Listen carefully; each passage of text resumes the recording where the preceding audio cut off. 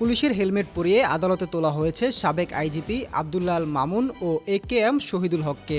এমন দৃশ্য হয়তো কোনোদিন কল্পনাতেও আসেনি কোনো পুলিশ সদস্যের। বৈষম্য বিরোধী ছাত্র আন্দোলন চলাকালে রাজধানীর মোহাম্মদপুরে মুদি দোকানি আবু সাইদ হত্যা মামলায় চৌধুরী আব্দুল্লাহ আল মামুনের ৮ দিনের রিমান্ড মঞ্জুর করা হয়েছে। অন্যদিকে রাজধানীর নিউ মার্কেটের ব্যবসায়ী আব্দুল ওয়াদুদ হত্যা মামলায় শহীদুল হকের ৭ দিনের রিমান্ড মঞ্জুর করা হয়। বুধবার সকাল ৭টার পর শুনানি শেষে ঢাকা মেট্রোপলিটন ম্যাজিস্ট্রেট আখতারুজ্জামান এই আদেশ দেন।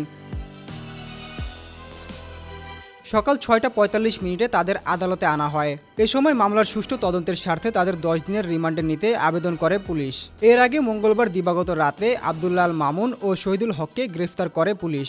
ডিএমপির গণমাধ্যম ও জনসংযোগ বিভাগ থেকে জানানো হয়, মঙ্গলবার দিবাগত মধ্যরাতে শহীদুল হককে উত্তরা ১৬ নম্বর সেক্টর থেকে গ্রেফতার করা হয়েছে।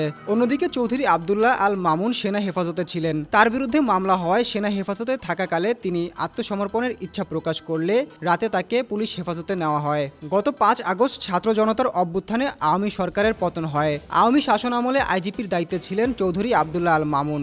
সরকার পতনের পরদিন তার চুক্তিভিত্তিক নিয়োগ বাতিল করা হয়। অন্যদিকে শহীদুল হক ২০১৪ সালের ৩০ ডিসেম্বর আইজিপি হিসেবে নিয়োগ পান। ২০১৮ সালের ৩১ জানুয়ারি তিনি অবসরে যান।